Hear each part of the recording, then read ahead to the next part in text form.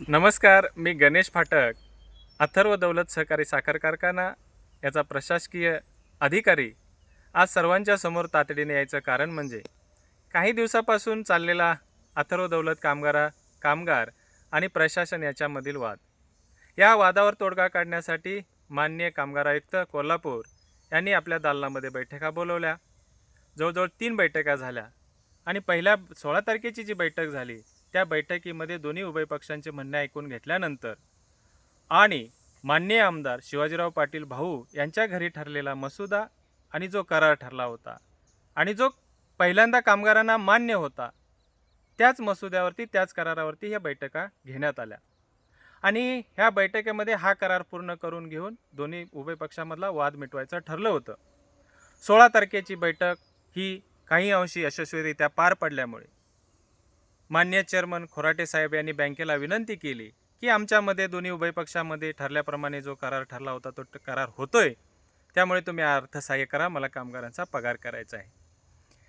बँकेनेही समझोता करार होतोय, औद्योगिक शांतता निर्माण होते म्हणून एक प्रयत्न म्हणून त्यांनीही आम्हाला अर्थसहाय्य केलं आणि हा करार पूर्ण व्हायच्या अगोदर मान्य चेअरमन खोराटे साहेबांनी 24 तासाच्या आत ठरलेल्या वाढीवप्रमाणेच पगार केला.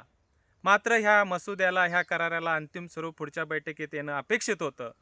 मात्र कामगारांच्याकडून काही वाढीव मागण्या आल्या आणि काही कायदेशीर बाबीवरती हा करार होऊ शकला नाही आणि त्यामुळे पुढील अर्थसहाय्य बँकेकडून होऊ शकला नसल्यामुळे आजपर्यंतचा पगार आम्हाला देता आला नाही.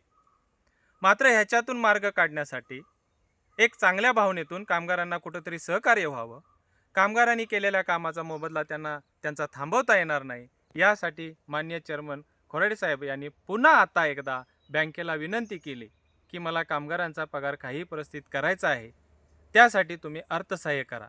त्यांच्या ह्या विनंतीला मान्यता देऊन आता बँकेनं कर्ज पुरवठा करण्याचा शब्द दिलेला आहे. त्यामुळे येत्या 2 दिवसात आम्ही कामगारांचा पगार करणार आहोत.